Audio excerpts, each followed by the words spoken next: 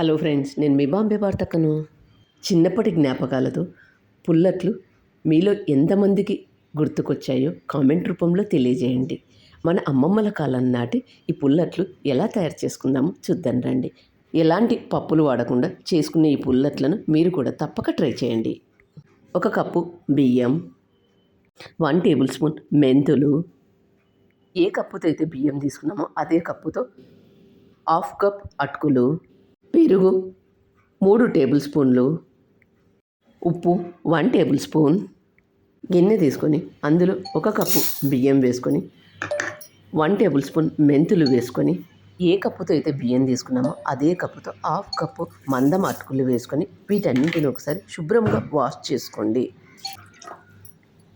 Wash చేసుకున్న వాటిలోకి మునిగేంతవరకు నీళ్లు పోసుకొని మూత మూసి 1 గంట సేపు నానబెట్టుకోండి. గంట తర్వాత మూత తీసి ఇందులో ఉండి నీళ్ళన్నీ వంపి వేసుకోండి. నీళ్ళన్నీ వంపేసుకున్న తర్వాత మిక్సీ జార్ను తీసుకొని అందులో నానబెట్టుకున్న వాటిని వేసుకొని మెత్తగా మిక్సీ చేసుకోండి. మెత్తగా మిక్సీ చేసుకున్న దీంట్లోకి పుల్లటి పెరుగు వేసుకొని మరొకసారి మిక్సీ చేసుకోండి. ఇలా మిక్సీ చేసుకున్న దీన్ని ఒక గిన్నెలోకి తీసుకోండి.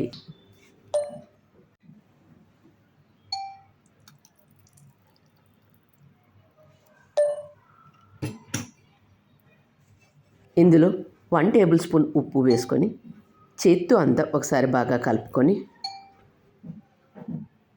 మూత మూసి 8 గంటలు ఫర్మెంటేషన్ కోసం పక్కన పెట్టండి.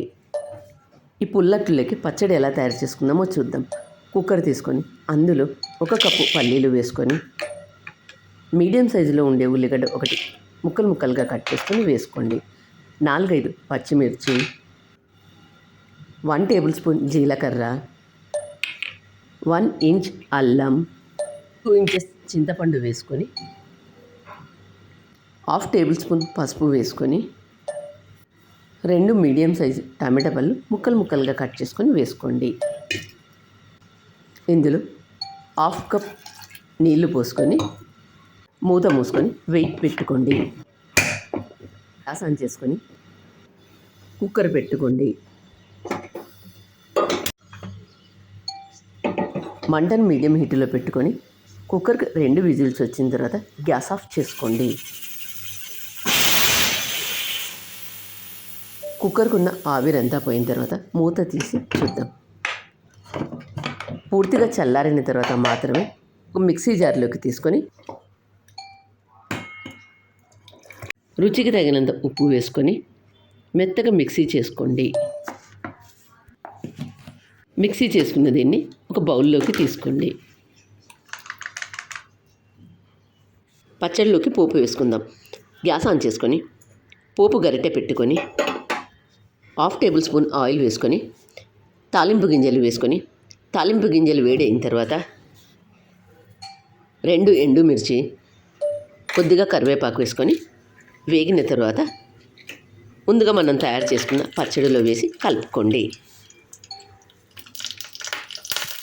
పోపు ఇష్టం లేని వాళ్ళు స్కిప్ చేయండి.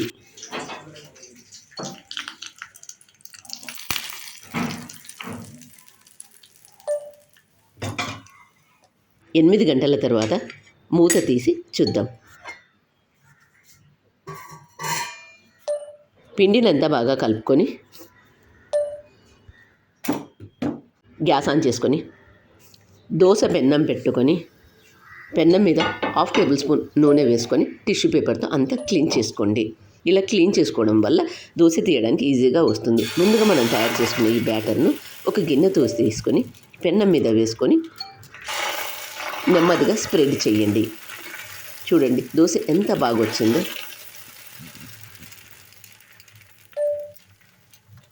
దోశ మీద తడంతా పోయిన తర్వాత మీకు ఇష్టమైన నెయ్యి కానీ లేదా నూనె కానీ వేసుకొని కాల్చుకోండి.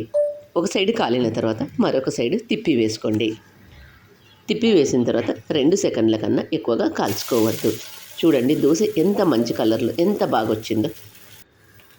ఇలా కాల్చుకున్న వాటిని ఒక ప్లేట్లోకి సర్వ్ చేసుకోండి. మీరు కూడా ఈ పుల్లట్లను తప్పక ట్రై చేయండి. అలాగే మిగతా దోశలన్నింటిని కూడా చేసుకోండి.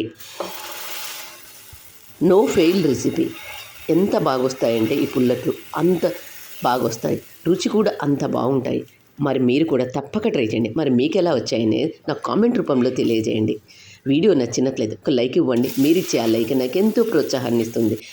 పుల్లట్లను పచ్చడితో సర్వ్ చేసుకొని తినండి, ఎంతో రుచిగా ఉంటాయి. మరి మీరు కూడా తప్పక ట్రై చేయండి. మరి మీకు ఎలా వచ్చాయనేది నాకు కామెంట్ రూపంలో తెలియజేయండి. వీడియో నచ్చినట్లయితే ఒక లైక్ ఇవ్వండి. మీరు ఇచ్చే ఆ లైక్ నాకు ఎంతో ప్రోత్సాహాన్ని ఇస్తుంది. Thank you for watching.